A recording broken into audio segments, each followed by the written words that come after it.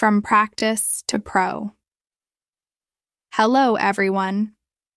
Welcome to 24/7 English, where we make English learning simple and fun. I'm Zara, your guide on this journey, so let's jump right into today's lesson and expand our horizons together. Speaking English like a pro is not difficult. The thing is that you must know how to polish those speaking skills that you want to achieve. Achieving the perfect English speaking skills, that is the question. And how to do it? I have given you the solution. Hello, everybody. How are you all? Hope you're doing great. So, welcome back to another session of learning English and improving your English speaking skills with me. Today's session is going to be really important because I'm going to tell you how to speak English like a pro. How to speak English like a pro, because speaking is the most important part of any language. We might know a lot of grammar and vocabulary, but if you can't apply it, that is, if you can't speak fluently, then it's of no use. Speaking is the skill that is the most difficult to learn and become perfect in. A lot of people face many problems in speaking English fluently, getting that fluent factor, that X factor, while speaking English. And today, I'm going to tell you how to do that. So, are you all ready for this? And before beginning, please subscribe to the channel so that you can get all the lessons that I post for you. Please like the video and share it with your friends too. Now, coming back to today's lesson, which is how to speak English like a pro. Speaking English like a pro, now speaking is very important, as we have discussed. Speaking is being able to speak English without any fear of making mistakes, without hesitating, and being able to speak English effortlessly. To be able to speak English whenever you want, in any situation, with confidence. That is the English we want to speak. A lot of times what people say is that they know grammar. For example, they are really good with tenses. If it's about written English, their tenses are perfect. But as soon as they start speaking English, the sentence structures begin to distort. And unconsciously, subconsciously, they use the wrong tense. As soon as they speak it, they realize that they've used the wrong tense because their tenses are good, but it's really difficult to apply that in speaking. That means how to perfect the art of speaking English. You might have good vocabulary, you might know a lot of words, but then to be able to speak them when you're having a conversation, to be able to use them while speaking actively, that is the big question. That means everything comes down to speaking. Whatever you're doing in your English language learning ends at speaking. Whatever we are doing is preparation to speak the language, and that is what we are going to learn today, how to become perfect in speaking. You might be perfect in a lot of skills, but if the speaking part is not strong, then this is the video for you. Speaking. Let's begin with all the techniques that I want to tell you to become a pro in English speaking. So the first thing that we need to do is become comfortable with the words you know. Get comfortable with the words you know. Now, you must know a lot of words. Words you are learning in English. That means you're also improving your vocabulary. That is a part of English learning. If you are learning or improving your vocabulary, you must know a lot of words. If I tell you a word and you have read it before, you will know about the word.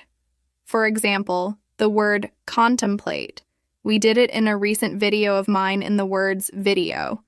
Contemplate is a word.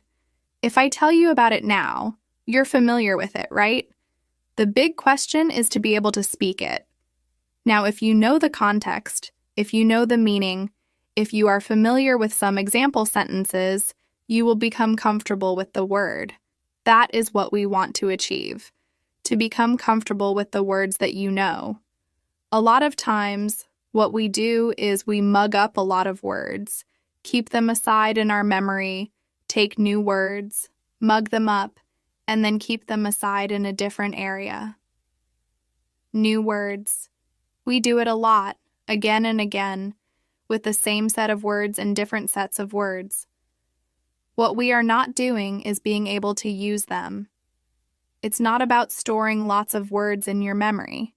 It's about being able to use them in speaking. You might know 100 words, but if you're not able to speak them, if you're not confident enough to speak them, for example, you might be confused about the meaning, you might be confused about the usage. Usage means the context in which to use, which word you might be confused about, context you might be confused about, or pronunciation, which is very important. So if you do not know about these things, you will not be comfortable with the word, comfortable enough to use it while speaking. You know 100 words, but if you're not comfortable using them while speaking, what is the use of those 100 words? On the contrary, you know 50 words. Okay, let's take half of the quantity. You know 50 new words and you are comfortable using them. You're confident enough to use them. You are able to use them while speaking English. Now, this scenario is much better than scenario number 1. Why? Because this is aiding your speaking. It's helping you speak better. It's helping you speak for a longer time because you have a variety of words to use. You have content with you. Our words are our content to speak, right? If you do not know what to call a particular thing, how would you speak about it? If you do not know particular vocabulary for some action verbs, vocabulary for some names, or anything related to your feelings, if you do not know how to name it in English, how would you speak? That means vocabulary is important, and you have to get comfortable with the vocabulary that you're learning. Now, getting comfortable with that word is very important. So, you must know the meaning. You must know the context, which is very important. You must know the correct pronunciation, and you should have some example sentences that you have spoken out loud. Take up the word. Speak it 3 times at least when you learn a word. Speak it out loud 3 times, 4 times. Take up the example sentences. Speak them out loud. Practice this will help you become comfortable with that word. This will help you develop a memory of that word, how to speak it, your muscle memory, your mind memory, right? So this is very important. This will become an active part of your memory, active vocabulary. So get comfortable with the words that you know, and you'll see a huge difference in the way you speak English. Now, number 2, don't just practice. Speak. Do not just practice speaking. Actually speak English in a real-life situation. That is very important. A lot of times, people do lots and lots of speaking practice. They are doing it, but then they are not applying it anywhere in real life. They are hesitant. See, you have to take that first step. I know it's going to be difficult. It will not be easy. You might have second thoughts. You might think, okay, let me get a little bit better. Let me do some more practice, and then I'll try speaking English in the real world. This doesn't work like that. You have to go out and speak. That is the thing. You're doing your speaking practice. That is like a test drive. You are learning how to drive, right? You're learning everything, learning how to drive, and then you are in this particular driving school. You are in this field where you are free to do whatever you want. Practicing, you have done everything. Now, when the first time you're going to go onto that road, this is the real life situation. You have different feelings. Even if you felt like a pro while practicing in that field, which was empty or maybe full of people like you who were learning how to drive, you had so much space. Everything was according to your comfort level, wasn't it? But then, when you are going onto a highway, now it's the real life. You'll have different feelings. You might feel like, okay, this is something that I need to do differently. What will happen? You'll have second thoughts. The same thing happens here in speaking English. You are just doing a test drive when you are practicing. It's just your practice driving. Practicing English. The real race begins when you speak in real-life situations. That is the real race. That is the real situation, and you have to face it. But once you start speaking in real-life situations, you'll gain confidence because you have a backup. You are constantly practicing. You are speaking. You know that one day you're going to speak so fluently, absolutely fluently, and you are achieving that goal. You can see those steps, the steps that you are taking, the steps of improvement, right? You can see that, and that is what we want. So do not just practice. Don't do just your speaking practice sitting in your room, speaking out loud. That's very important. But at the same time, you also have to speak in real-life situations. So do not forget to do that. Speaking in real-life situations. Now see, technique number 3 is to listen. Listen and listen some more. That is, listen, listen, listen. That's it. Listen. See, the first step of speaking English is not speaking. A lot of people think that speaking is the first step. I also tell you to speak from day one. But if you want to speak from day one, you need to listen first. Listening is very important. If you do not have any kind of model, how would you speak? You know your native language because you've listened to a lot of good models of that language. You've heard it from birth. Right from birth, a baby listens to the sounds of his or her native language, constant listening to a model. Can you see? So much intake of information through the ears. The person is listening constantly until that baby reaches school at the age of 4 or 5, the preschool age. So until that time, the child is listening to so much stuff in the native language. That means listening is important to understand a language and then to speak a language. Why is listening important? When we are speaking, we're producing sounds. If we do not listen to good models of those sounds, how are we going to produce those same sounds? It's going to be difficult. That means the more you listen to a language, the more fluent you'll become in speaking. The more you listen to good English, the more it's going to stay with you in your mind. All the sounds, the pronunciation, the words, the vocabulary, the phrases, the sentence structure. Everything is going to be there in your subconscious mind. The more you listen to English, the more it will become comfortable for you to speak English. Plus, you'll get so much content, and this is going to be like natural training for you in English. Naturally, you're acquiring the language. The most natural way to acquire a language is through listening to that language a lot. Listen to it. Listening is very important because, again, it's not about written language. We're not just writing it. No, we are speaking it. And speaking means, like I've told you, to produce sounds, pronunciation, your intonation, the stress, the rhythm. Everything matters a lot, and that particular thing comes from listening to a language. The more you listen, the more you are able to understand the language, the pronunciation, everything. Your brain automatically tells you that you have to speak. Now, you've listened to so much, you have gained so much input. Now it's time for the output. So, you have to gain input through listening a lot. Listening is very important because it's about speaking. We're right now talking about speaking.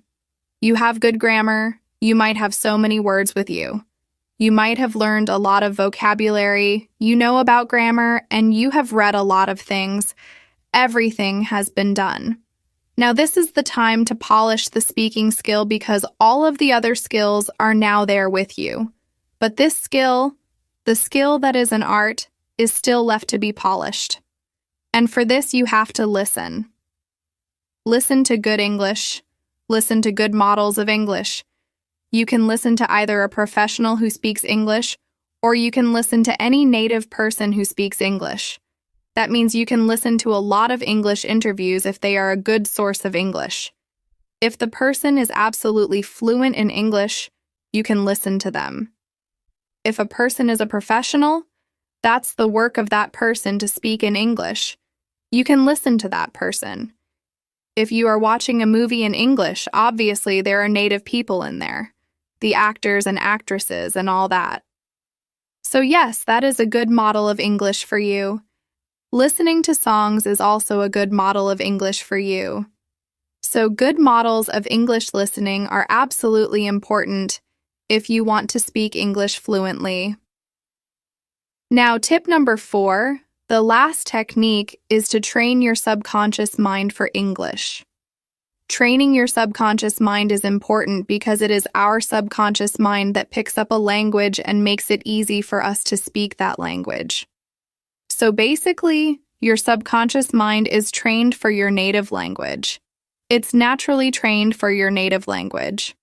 Whatever you're speaking in your native language, you're not thinking about it really. You do not have to make any kind of effort. You do not have to search for proper words. You do not have to search for a context. You know which word to use in which context. If this particular word is polite, if this word is rude, if this word is humorous, you know it when it's your native language. You know which word to use in which context, and it comes so naturally. If you want to show surprise, that will come naturally to you. If you want to show shock, that will come naturally to you. If you want to show sarcasm, that will also come naturally to you in your native language. Now, the same level of comfort, the same level of ease, must be achieved in the English language. Once you achieve it, you'll become fluent in the English language. You'll speak English effortlessly. You'll speak English fluently if your subconscious mind is trained enough for the English language. Because now, you don't have to make any effort for it every single time you want to say something. You will not be thinking about it first. No, you won't be thinking about it first. You won't be searching for a sentence structure.